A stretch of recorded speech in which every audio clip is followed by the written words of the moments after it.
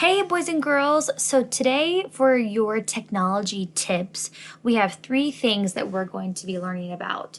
One, we're going to review Chromebook rules to make sure that you know how to properly use your Chromebook and be respectful with it.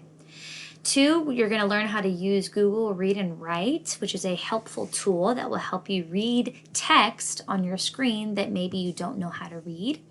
And number three, we're going to learn about how to find the online library.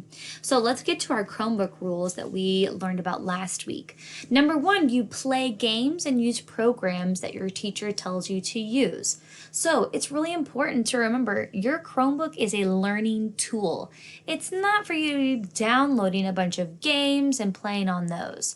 You need to use your Chromebook for the games and programs that your teacher has asked you to play. Okay?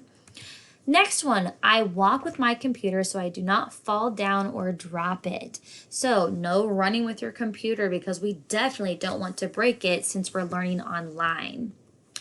I clean my hands and make sure my computer stays in good shape. So you don't want to be eating a donut and then bring your hands that have icing all over them and start typing on your computer and touching your screen. So in those instances, after you eat, wash your hands and then you can use your computer. If your computer gets dirty, you can always use a little rag to kind of clean the screen and clean off the keys.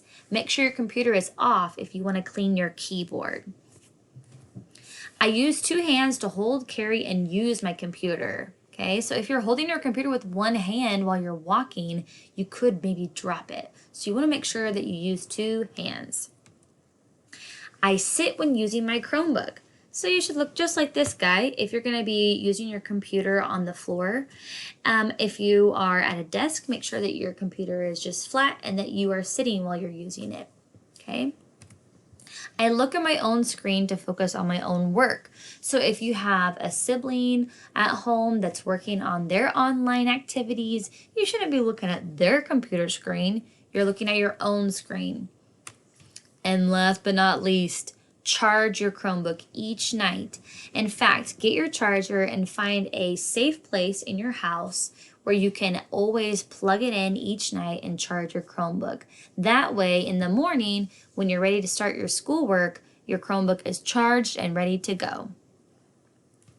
All right, guys, next, click on the red arrow to learn how to use Google Read and Write and to also learn how to find the online library.